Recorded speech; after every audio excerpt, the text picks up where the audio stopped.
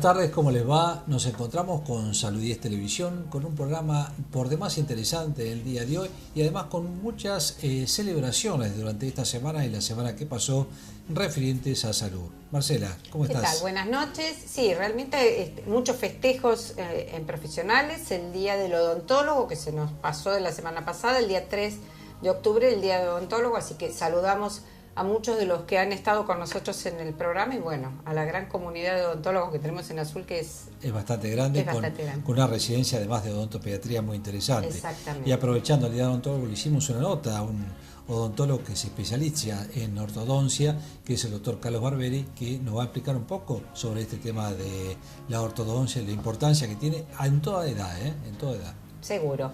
También fue el Día del Psicólogo. Y para eso invitamos a la licenciada Carolina Belaustegui hablando de psicoterapia cognitiva, una manera diferente de abordar estas situaciones desde lo conductual, desde la situación, haciendo el tratamiento frente a la vivencia de la patología que presenta el paciente. Así que una manera muy diferente de los tratamientos. Y otra de las celebraciones que es en estos días, que es el 12 de octubre, es el Día Nacional del Farmacéutico, e invitamos al farmacéutico José Luis Coloto, que nos explicó las diferentes celebraciones que tienen los farmacéuticos y bueno, ya algunas anécdotas interesantes en esta especialidad. Bien, y el tema del que voy a hablar yo en mi micro es sobre las etiquetas, el rotulado nutricional, la importancia de aprender a leer y ver qué información nos brinda esta etiqueta que está en los paquetes de los productos. Bueno, así que vamos al programa y espero que les interese. Y bueno, y además saluden a todos aquellos que conocen odontólogos, psicólogos o farmacéuticos en su día. Empezamos con el programa.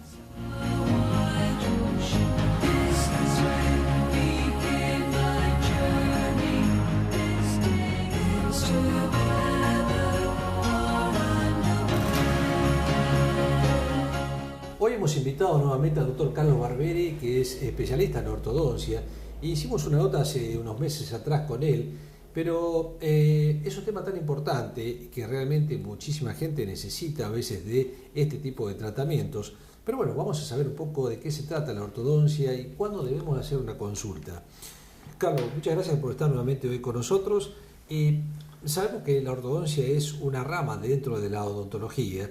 Pero a ver, ¿cuándo te tenemos que consultar a vos o a un ortodoncista? O si el odontólogo nuestro nos debe derivar a el ortodoncista que, por supuesto, sos odontólogo previamente, pero después está especializado en esta rama, ¿no? Bueno, gracias por invitarme. Y bueno, sí, la verdad que nosotros generalmente tenemos mucha cantidad de los ortodoncistas, los especialistas en ortodoncia tenemos mucha cantidad de derivación, generalmente del odontólogo general, pero creo que hoy la gente está muy informada sobre realmente lo que es la ortodoncia. Y generalmente viene directamente, también mucha gente viene directamente a consultar al ortodoncista. Lo que siempre se pregunta es, ¿en qué momento hay que hacer la consulta? ¿Hay que hacerla temprano? ¿Hay que esperar? Porque antiguamente se hablaba mucho de esperar a que se cambiaran todas las piezas dentarias para iniciar un tratamiento de ortodoncia. Hoy en día la tendencia es diferente, es a hacer una consulta tempranamente.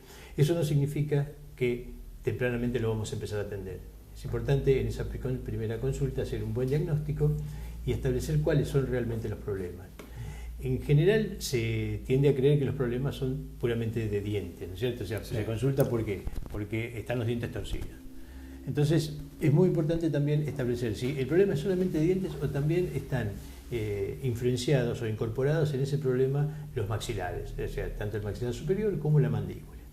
Entonces, en esas circunstancias los tratamientos son totalmente diferentes. Cuando no hay mucho problema ya te digo, que nosotros llamamos problemas esqueletales, que está la mandíbula hacia adelante o la mandíbula hacia atrás. Óseos o esqueletales, exactamente. A veces hay que hacer algunos tratamientos en dentición temporaria mixta, se llamamos mixta cuando hay algunos dientes temporarios y algunos dientes permanentes. En ese caso se puede trabajar con aparatos fijos, se puede trabajar a veces con aparatos removibles, hay diferentes tipos de aparatos que son importantes y se pueden utilizar a esa edad temprana, ¿no es cierto? Y lo que tendemos a hacer son tratamientos parciales, digamos. Corrige un problema que tiene el paciente en ese momento, como es, por ejemplo, una mordida invertida, una mordida al revés en el sector anterior, una mordida invertida en el sector anterior, o algún otro tipo de problemas, estrecheces del maxilar superior. y después se espera un tiempo hasta que el paciente termina de cambiar sus dientes y después ahí sí se hacen tratamientos con aparatos fijos, ¿cierto? Que terminan de corregir toda la parte de las malposiciones y dejar una buena mordida. ¿Por qué? Porque no solamente tenemos que tratar de que los dientes queden derechitos, ¿no es cierto? Que es la demanda del paciente, ¿no es cierto? Que los 6 dientes anteriores, sobre todo, queden bien perfectamente en la sonrisa, sino que además tenemos que lograr lo que nosotros llamamos una buena oclusión, que es una muy buena mordida. Entonces, eso es muy importante. Ahora, cuando vos decís de aparatos, a ver, explicar un poco a la gente, cuando hablas de aparatos, mucha gente todavía sigue pensando en los antiguos alambres que se ponían, que también existen, ¿no es cierto? Sí, pero bueno, se ha modernizado un poco todo esto. Sí, se ha modernizado un poco, pero no demasiado. Hay mucha más tecnología que... estética. Estética, no, pero más tecnología que ciencia básica aplicada. No es tanto lo que ha avanzado en cuanto a diagnóstico y formas y planes de tratamiento y formas de tratar. Lo que sí, bueno, hay mucha más tecnología ahora que hace que los tratamientos sean mucho más sencillos, que el paciente tenga menos incomodidad y también ha variado en cuanto al tiempo de tratamiento. Los tratamientos tienden a ser un poco más cortos. Te decía recién que en muchos casos, cuando hay problemas esqueletales empezamos relativamente temprano, ¿cierto? Y, por ejemplo, hay pacientes que tienen esas famosas mordidas que tienen mucha diferencia entre los dientes de arriba y los de abajo, tanto en sentido de lo que nos llamamos clase 2, antero-posterior o clase 3, ¿cierto? La famosa mordida invertida con una mandíbula muy grande. Entonces, en esos casos tendemos a tratar al paciente que está en crecimiento, ¿sí? Hacemos algún tipo de tratamiento en pacientes que están en crecimiento. Porque es más maleable también la parte ósea. Sí, porque podemos modificar en alguna medida toda la parte ósea del paciente. No en grandes medidas, pero en pequeñas medidas se puede modificar. Sí. Así que eso es muy importante. Empezar a hacer, te repito, hacer la consulta temprana y después ver con un buen diagnóstico si es necesario tratar ese tipo de problemas. Estoy viendo últimamente se ven muchos pacientes que en realidad tienen más edad, más de 30, 40 años, que están haciendo en este momento tratamientos de ortodoncia. ¿Esto por qué? ¿Porque se han deformado con el tiempo o en realidad no se hicieron en el momento adecuado? Mira, pasan dos cosas. Indudablemente que la demanda de estética es muy grande y por eso pacientes de más edad que la que normalmente se hacía ortodoncia en el pasado requiere de la ortodoncia para mejorar su estética. Pero bueno, pueden pasar dos cosas, ¿no es cierto? Como todo, la gente tiende a creer que cuando le corregimos los dientes tempranamente no se van a mover más, ¿sí? Y eso no es así, ¿cierto? Hay un envejecimiento, como pasa con la piel, por ejemplo, como pasa con todos los órganos del ser humano, que bueno, la boca también pasa por esos procesos de envejecimiento y los dientes tienden a moverse e incluso a volver a su antigua posición. Entonces muchas veces son segundos tratamientos o retratamientos después de un tratamiento previo. Pero también muchas veces el paciente acude a la consulta ya en edades mayores y bueno, pero... Y acá te pregunto un tema que son las famosas muelas de juicio, que a veces a las personas le aparecen en diferentes edades y empiezan a descompaginar un poco la dentadura, ¿no es cierto? Yo sé que en algunos casos requieren tratamientos quirúrgicos previo a una ortodoncia o posterior a una ortodoncia. Explica un poquito lo de las muelas de juicio, porque a veces es tabú, hay veces hay gente que dice no, yo me quiero operar, y hay otra, no queda otra porque realmente produce mucho dolor, ¿no? Bueno, como todo en la medicina en general, hay 50% de la literatura que está para un lado y 50% que está para el otro. Hay quienes dicen que las muelas de juicio deforman la dentadura a una cierta edad o cuando intentan salir. Yo estoy del lado de que piensa lo contrario. No sé si te sorprende eso, ¿no? Pero estoy del lado que piensa que no es así y que, bueno, muchas veces... a mí sí me han modificado. Muchas veces se relaciona eso con la edad del paciente. Las muelas de juicio tienden su periodo de erupción o de salida aproximadamente a los 18 o 20 años. A los 18 o 20 años es el último pico de crecimiento que el ser humano tiene en la mandíbula. Entonces eso hace que muchas veces los dientes en el sector anterior-inferior se apiñen por el crecimiento remanente que el paciente tiene a esa edad. Pero en realidad las muelas de juicio no tienen tanto que ver. Por otras razones sí.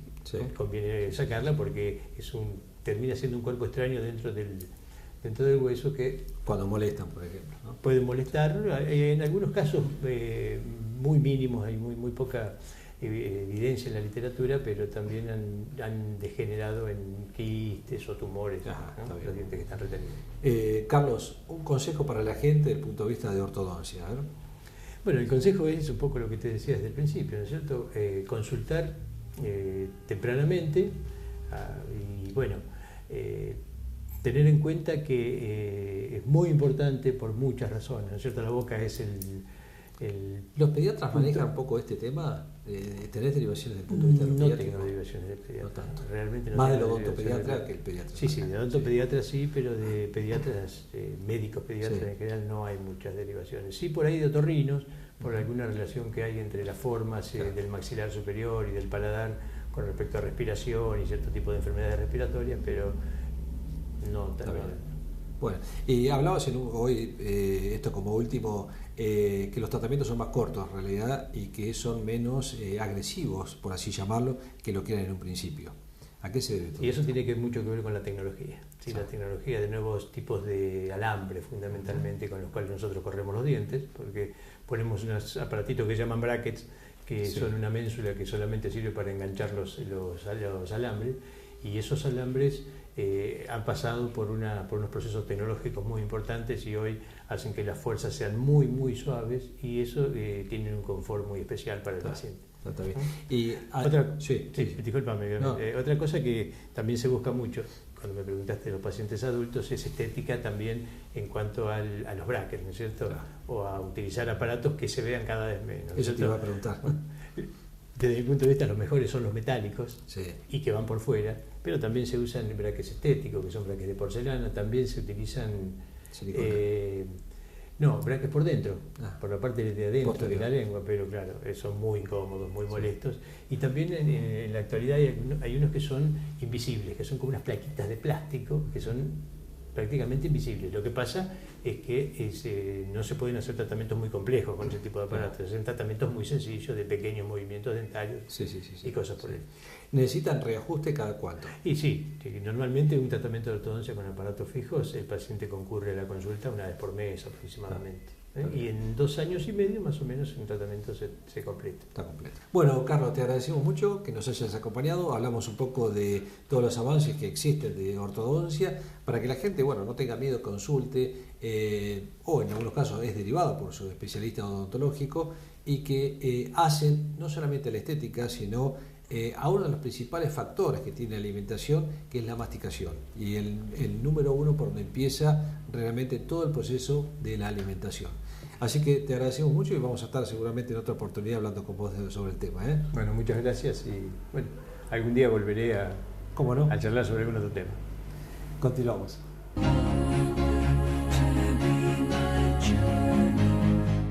Bien, como contamos en la presentación, nos acompaña Carolina Belaustegui, licenciada en Psicología, con un tema muy importante al cual nos acompaña sobre psicoterapia cognitiva. Carolina, gracias por estar con nosotros. ¿Qué es la psicoterapia cognitiva? Bueno, gracias a vos por invitarme primero. La psicoterapia cognitiva, en realidad es un modelo de terapia que surge ya más o menos en el siglo XX, o sea, el siglo pasado, mediados del siglo pasado, como una alternativa a los modelos que imperaban en la época, que eran el psicoanálisis y el conductismo. Surge un poco con la necesidad de empezar a buscar tratamientos con alguna evidencia científica. Uno de los grandes de los padres de la psicoterapia cognitiva, que es Beck, venía del psicoanálisis, y ya a partir de los 60, más o menos la década del 60, hace todo un desarrollo de tratamiento para la depresión. Y a partir de ahí empiezan a surgir los lineamientos más importantes de la terapia cognitiva. En el último tiempo, ya en los últimos años, se le ha dado también como una vuelta de tuerca, porque como que han incorporado también otros modelos y ya tiene como una mirada como más vivencial, como más, digamos, trabajada a partir de las propias vivencias de la persona. Es una terapia focalizada, se trabaja con objetivos a corto, mediano y largo plazo. Ya decía también un filósofo griego que algo así como las personas no se alteran por la realidad, sino por lo que piensan de la realidad. Esta es un poco la base de la terapia cognitiva. La interpretación, es decir, los hechos están. El tema es cómo cada uno los interpreta su propia realidad. A partir de ahí, por supuesto que hay una respuesta emocional, conductual, es decir, lo que yo pienso de lo que me pasa, influye directamente en cómo me siento. Entonces, ese tipo de terapia se empieza a trabajar mucho con el área lo cognitivo, que son los pensamientos. En principio, como que estaba más puesto el foco en eso. Hoy por hoy ya se hacen, además de, digamos, se trabaja con algunas técnicas de autorregistro. Por ahí las personas que hayan hecho este tipo de terapia, las primeras sesiones se van con alguna planillita como para llenar. Hacer un ejercicio. Claro, que por ejemplo observar sus situaciones que le generan algún tipo de pensamiento, a su vez alguna emoción, como que ya digamos como que se invita con el paciente, porque es una terapia donde el paciente tiene un rol muy activo y muy colaborativo, digamos. Entonces la idea es que empiecen como a mirar sus propios procesos. A veces un poco se la tilda, digamos, de una terapia más bien superficial, porque es como que pareciera que es para el síntoma, como que vos tenés algún tema puntual, vas, trabajás el síntoma y te vas, porque ha desarrollado herramientas puntuales para esos síntomas. Pero en realidad esos serían los objetivos, digamos, como del corto plazo. Por ejemplo, viene una persona con una preocupación, así muy preocupada, una señora que viene muy preocupada porque, qué sé yo, su hijo se está por ir a un campamento y ella está como que no puede dormir, como ansiosa, contracturada, cefaleas. Bueno, eso sería algo así como un trastorno de ansiedad generalizada probablemente. Viene otra persona con un problema porque resulta que le cambiaron la oficina y está en un 10º piso y no se puede subir al ascensor. Entonces tiene ese problema. ¿Qué hace? No va a trabajar, sube por la escalera. Otra persona, por ejemplo, te cuento algunos casos que yo por ahí... sí, que sirven de ejemplo para entender. Para entender, y ahora te explico un poco cómo se trabaja esto. Una chica embarazada, por ejemplo, de 3 meses, que no sabe cómo va a hacer para hacerse los análisis porque no le tiene un pánico a las inyecciones, claro, a las agujas, a los estudios, al médico. Otra persona, por ejemplo, una chica que cuando lee que el novio, ve en el WhatsApp que el novio recibió el mensaje y no le contesta, le agarra como un ataque de ira y empieza a mandarle mensajes horribles, o hace algo lo que después se arrepiente. Y así, bueno, estos son casos por ahí puntuales. Eso, por ejemplo, sería como algo así, podría ser un trastorno límite de la personalidad, de personas que no regulan bien por ahí su enojo, sus impulsos. Entonces, viene la persona con esa problemática y ahí se empieza con esos síntomas. Pero la idea no es solo solucionar eso y después nunca más. La gente en general después empieza a tomar conciencia que a partir de esa situación empieza a darse cuenta que en muchas otras situaciones se maneja de la misma manera. Exacto. Entonces, eso es como, o sea, el objetivo a corto plazo es que la persona se sienta mejor, que recupere su calidad de vida, que el hijo de esa señora que estaba tan preocupada pueda ir al campamento y que ella pueda dormir, que la chica que tiene que hacerse los estudios porque está embarazada pueda ir a llegar exactamente, a esa situación bien, en condiciones. La que no puede subir al ascensor, que pueda, o sea, para eso hay tratamientos específicos, digamos. Entonces se trabaja puntualmente con eso. Y después se empieza como a mirar, una vez que ella está más tranquila, se utilizan varias técnicas, también además de relajación, respiración, se incorporan en las nuevas terapias lo que es el mindfulness, que es, también tiene conciencia plena o atención plena. Se empieza a trabajar con el estar en el momento presente, en tomar conciencia de sus procesos, de sus pensamientos, sus emociones. Por supuesto que muchas veces se hace interconsulta con un psiquiatra, a veces algunos pacientes tienen que estar acompañados de tratamiento con alguna medicación, pero la idea que me interesa dejar es que no es una terapia superficial, es una terapia tan profunda como otras. Seguro. Empieza por ahí, por las cuestiones más superficiales o por el síntoma. Una de las cosas que a veces se dice es que en realidad cuando se decía, porque ya se ha comprobado que no es así, que cuando se trabaja con el síntoma, eso después o vuelve al tiempo o como que se modifica y aparece en otro lado. Eso se ha comprobado que no es así. O sea, la terapia cognitiva lo que tiene es que está permanentemente poniendo a prueba sus tratamientos. Siempre tratando de mostrar la evidencia científica, se nutre además de los avances de las otras ciencias, de las neurociencias. Y igualmente, como cada tratamiento es tan individual, Tal quizás cual. termines utilizando otras técnicas en el tratamiento del paciente como para solucionar este problema, pero prepararlo para no actuar o el impulsivo o el miedo a un montón de cosas que a veces uno lo personifica con algo en especial, pero después empieza a decir, pero también le tengo miedo a subir al avión o estar en un colectivo encerrada. Tal cual. El tema es que a veces, digamos, están tan limitados en el día a día que uno no se puede permitir por ahí decir, bueno, vamos a tomarnos tanto tiempo para ver el origen. El origen es importantísimo, por supuesto. Exacto. La psicoterapia cognitiva no desestima para nada el origen. Al contrario, todo el tiempo está mirando, pero el qué, digamos, o el origen, a veces no le da respuestas a cómo manejarse. Exacto, Entonces, por ahí las personas vienen sabiendo de dónde vienen sus problemas, pero no saben qué hacer con eso. Sí. Entonces no tienen herramientas para manejarse con ese problema puntual. En ese momento, ¿qué hago? Claro, Exacto, que por ahí viene, que es muy valioso cuando vienen a veces de otras terapias que vienen con mucho trabajo personal, porque bueno, por supuesto que se trabaja a partir de ahí. Exacto. Pero por ahí no sabe cómo subirse al ascensor, no sabe cómo hacer para, por ejemplo, la persona que tiene ansiedad social, que no puede por ahí dar. Yo tenía un paciente hace años que tenía un ascenso en el trabajo y no podía afrontar la situación de tener que hablar ante mucha gente. Entonces estaba totalmente trabado en su desarrollo personal. Sí. No podía pasar ese punto. Otra chica, me acuerdo que tenía un pasaje en avión para irse de viaje y porque le habían regalado de sorpresa, qué sé yo, para hacer un viaje y no iba a ir porque no podía ni pensar en subirse al avión.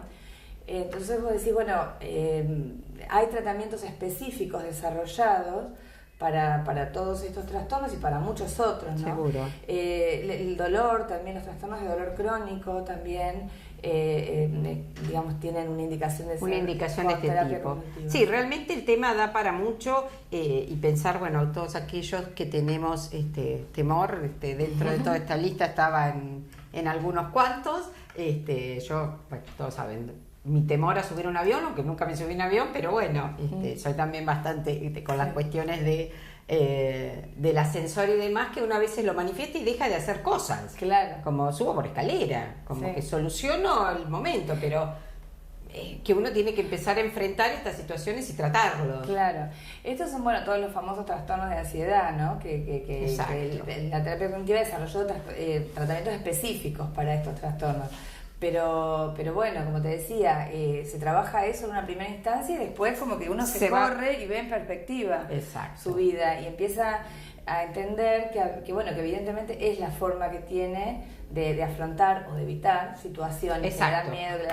Y bueno, por eso te digo que es muy profunda, porque como que uno va y viene, va desde el presente, porque el presente es lo que tenemos. Es lo que te lleva. El pasado ya pasó, está bueno mirarlo, nosotros lo miramos mucho para que nos ayude a entender cómo estoy ahora. Y el futuro no pasó todavía, en realidad uno se prepara para afrontarlo, pero todavía no pasó. Sí, es solucionar hoy para prepararnos para el mañana. Exacto. Bueno, Caroli, muchísimas gracias por estar con nosotros. Seguramente seguiremos hablando de estos temas porque son temas que ha pedido la gente de este tipo de tratamientos y seguramente alguna otra técnica que implementás te vamos a inventar para un próximo programa. Así que agradecemos a Caroli y seguimos en Salud 10.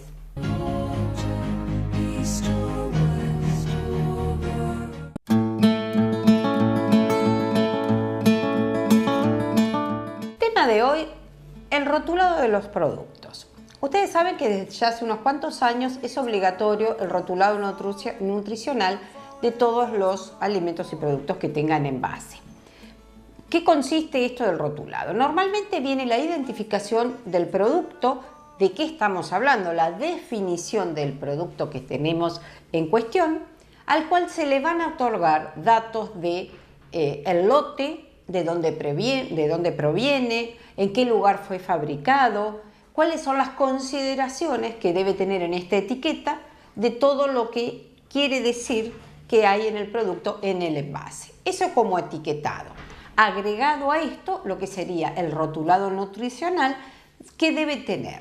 Las calorías que van a tener por la porción, por la medida de aquello que estamos hablando, sea un chocolatín, sea un turrón, sean las galletitas, sea yogur, sea, lo que ustedes van a encontrar en una de las columnas es lo que aporta la porción que debemos consumir, las calorías que tienen en kilojoules o en calorías también, qué porcentaje cubren de los valores recomendados, los valores diarios recomendados, que se hacen en base a un valor calórico de 2000 calorías, cuánto cubriríamos con ese producto que vamos a consumir con la medida que estipula el rotulado.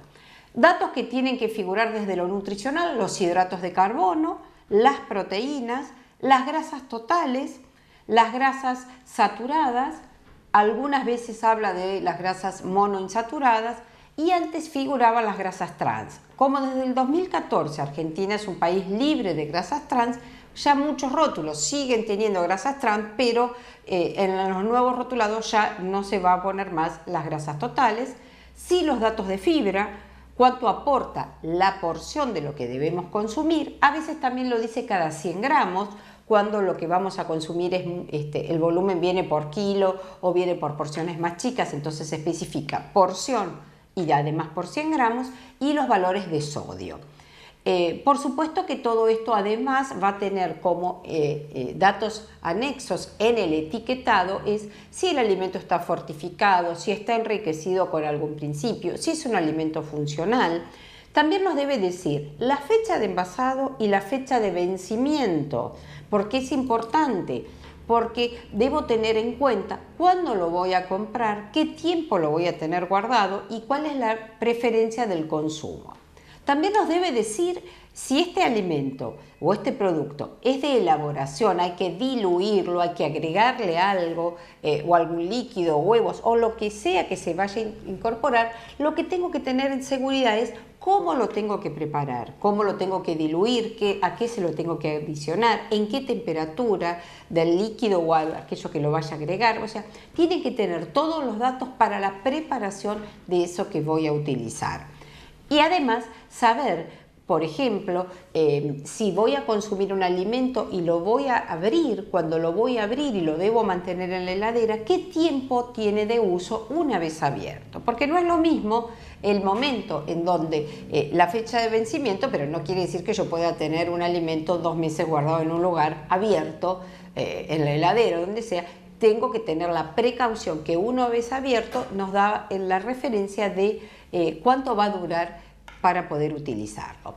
También nos habla del peso, el peso escurrido o el peso seco. Estos datos tienen que estar todos incorporados en la etiqueta. Uno tiene que saber que cuando toma un envase del alimento que sea, del producto alimenticio que sea, todos los datos deben estar en esta etiqueta. Yo tengo que saber de qué se trata, dónde está hecho, cuándo lo hicieron, cuál es el lote. Vieron que muchas veces hay indicaciones de que se sacan de mercado determinados lotes porque se vieron que estuvieron contaminados. Uno puede hacer una trazabilidad de todo el producto desde la elaboración hasta el consumo. La marca de quién es el producto, quién es el responsable de la elaboración de este alimento. Saber qué es el laboratorio o la fábrica que lo produjo, para tener la seguridad que si tengo que hacer una queja sé a quién le estoy refiriéndome. Por eso es tan importante que uno sepa qué va a comprar, dónde fue hecho, cuánto tiene, qué calorías, todo un montón de datos que hace que yo sepa de qué estoy consumiendo. Y además que si tiene agregados de alimentos que puedo correr el riesgo de consumir, la etiqueta me lo muestre. Por eso, por ejemplo, los celíacos debe constar el logo que diga la espiga, se acuerdan que lo hemos tratado con los celíacos, con la cruz, o sea, como sin TAC, o la espiga con la barra en rojo, o que nos especifique que eso realmente no tiene gluten. Pero debe decirlo con la identificación del logo, si no, no. Otras veces con el agregado o no de la sal, debe estar, a veces lo colocan en tamaños más grandes que uno lo pueda leer. tengamos en cuenta que todo depende del envase de lo que estoy viendo. Hay envases que son tan chiquitos que es casi ilegible un dato nutricional o qué es lo que tiene el producto. Realmente es imposible leerlo a simple vista, y los que usamos anteojos obviamente que no lo vamos a leer, pero en envases grandes uno puede tener la capacidad. Es importante que cuando compren vean lo que están comprando. Si tiene algún elemento que no lo pueden consumir. Lo del sodio es lo que a veces confunde mucho, porque a veces dicen sin sodio, pero es sin sodio agregado, y por ahí tienen conservantes que tienen sodio. Entonces conviene leer bien qué es lo que estoy comprando. Y importantísimo, la fecha de elaboración y la fecha de envase.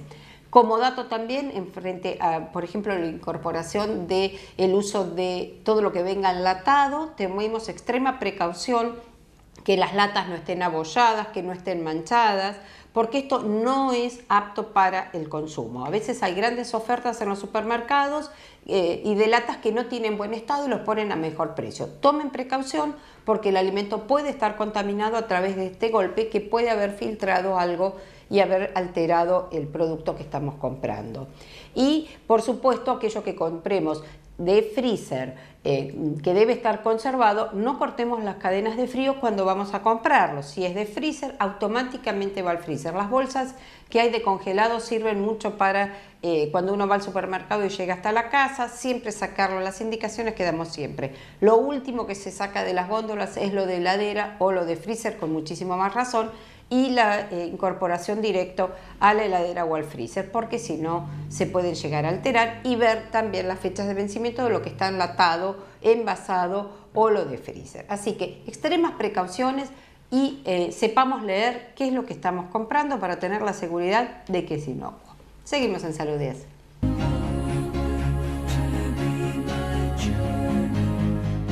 Dentro de 2 días se va a celebrar el Día del Farmacéutico y lo hemos invitado al farmacéutico José Luis Coloto para que nos comente.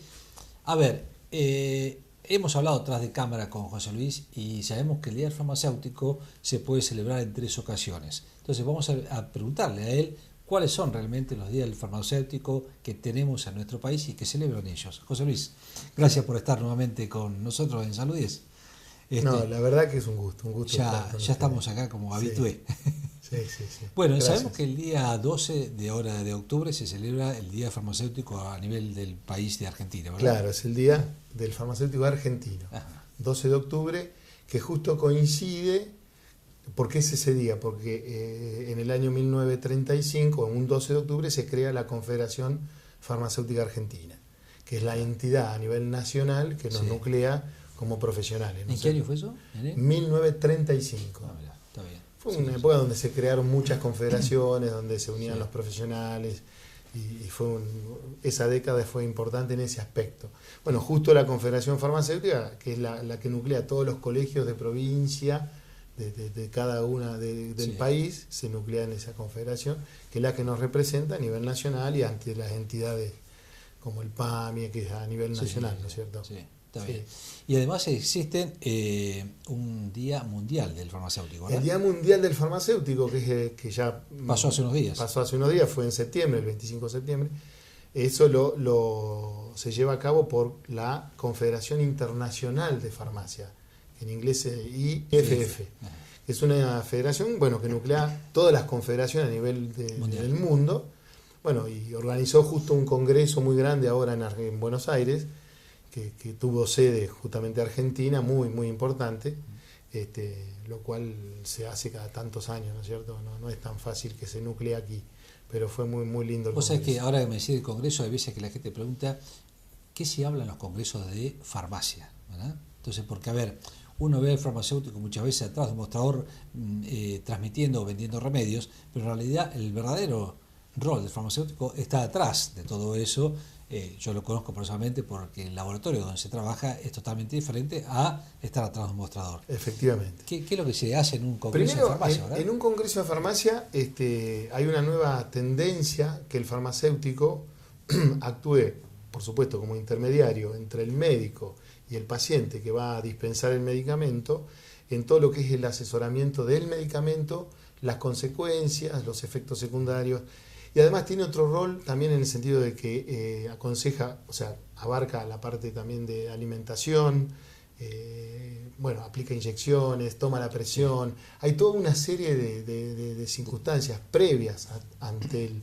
Porque a veces el paciente se acerca a la farmacia, le pregunta al farmacéutico qué hacer, y nosotros somos como el puente hacia el médico, que es quien en definitiva prescribe y determina el diagnóstico, ¿no es cierto? Sí. Pero en ese aspecto hay como un giro del rol en el cual el farmacéutico tiene lo que se llama atención farmacéutica, que hay hoy cursos de posgrado y hasta en estos congresos se charla de ese tipo de cosas, porque a nivel mundial está tomando un carácter importante, fundamentalmente en Europa y en los Estados Unidos, donde hay más, digamos, como consejo, el farmacéutico se le pide otro rol, que no solamente la dispensa del medicamento, no queda ahí. Asesoramiento del... Eso mismo, ¿no es cierto? Está bien. Y después tener la parte de laboratorio, ¿no? Por supuesto, sí. No todo el mundo le gusta la parte del laboratorio o hace, pero nosotros estamos muy preparados para eso y es importante que se haga, ¿no es cierto? Sí, realmente es así. Sí, por eso es importante, o sea, no solamente en la medicina tradicional, sino en la homeopática también, que se trabaja bastante en el laboratorio, ¿verdad? Las dos, la alopática y la homeopática. Para quien hace el curso y está en ese aspecto se prepara, es la verdad que es un momento interesante para eso. Nos fuimos un poquito del Día del Farmacéutico, hablamos del Día Internacional, o Panamericano, hablamos del Día Nacional, y me quedo el Panamericano, ¿no? Sí, te queda un día que es el Día de la Farmacia también, de ¿cierto? La farmacia. Claro, no del farmacéutico como persona, sino de la farmacia como incluso de todos los integrantes que participan en la farmacia. farmacia. Claro, efectivamente, que también ellos ese día se tiene un día de Franco, y en la cual se festeja el 1 de diciembre, que la farmacia como institución, porque a veces la gente no dice voy a ver al farmacéutico, voy a la farmacia, donde voy a encontrar un ámbito de salud en algún aspecto. Lo que es interesante, algunas perlitas interesantes, que, ¿por qué festejamos tanto y por qué nos festejan tantos días? Sí. El otro día estaba leyendo un poco eso y lo quería transmitir. Bueno, más allá de que el farmacéutico hace los turnos o están los turnos, que escuchamos a la gente, tenemos paciencia,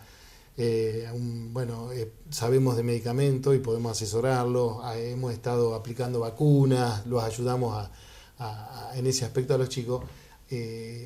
También hubo dos farmacéuticos muy importantes, uno en Estados Unidos, que fue quien descubrió la Coca-Cola, la fórmula de Coca-Cola la hizo un farmacéutico, y otro en Italia, Branca, hizo la fórmula del Fernet Branca.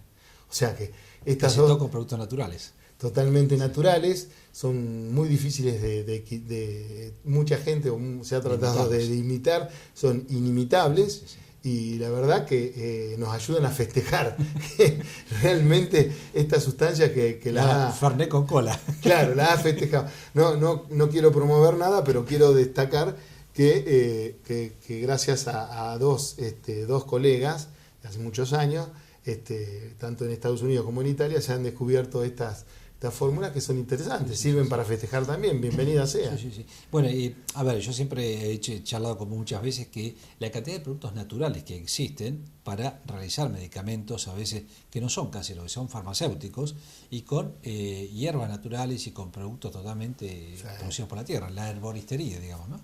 Tremendo, o sea, hay muchos productos, por supuesto, de origen natural, fitoterápicos que se llaman, que nosotros extraemos los extractos. Se hace un proceso, se hace un extracto tanto en medio de lo que se llama alcohólico, o sea, una tintura, o puede ser un extracto seco, y se usan muchísimo para paliar los problemas de salud.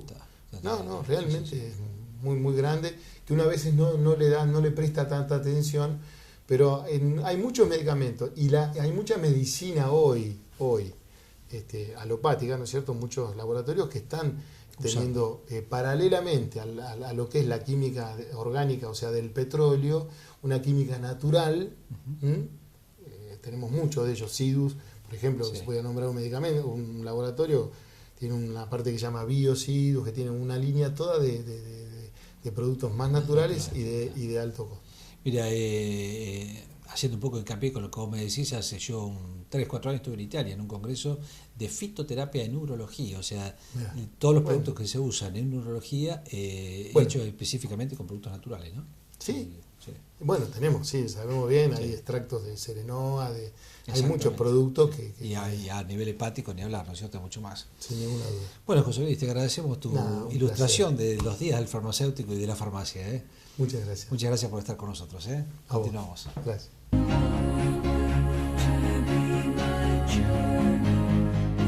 Bueno, llegamos al final y al cierre de Salud 10 Televisión, espero que les haya gustado. Hicimos un poco un recorrido con las diferentes patologías o de las diferentes especialidades que han celebrado sus días en estas semanas que pasa y en la anterior.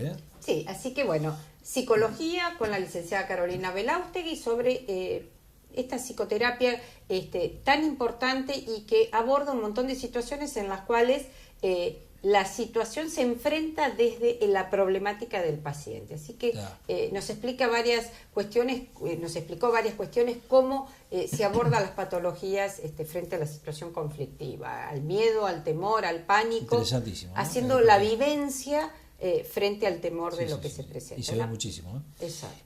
Bueno, José Luis Coloto nos explicó un poco la celebración del Día del Farmacéutico a nivel nacional y las demás celebraciones que existen para esta especialidad que es muy importante, no solamente lo que ustedes ven en el mostrador de una farmacia, sino lo que se realiza en el laboratorio de la farmacia. Exacto. Y la nota también que realizaste con el doctor Barberi sobre la ortodoncia, que bueno, nos ha solucionado a muchos las situaciones, algo que se cree que a veces es exclusivo de los niños y cuántos adultos hemos podido solucionar muchos problemas en la dentición. Si no podríamos estar en cámara, ¿no es cierto? Seguro que sí. Bueno, les agradecemos mucho por haber acompañado durante este programa y en 7 días nos esperamos nuevamente con Marcela y en Salud 10 Televisión. Gracias por acompañarnos.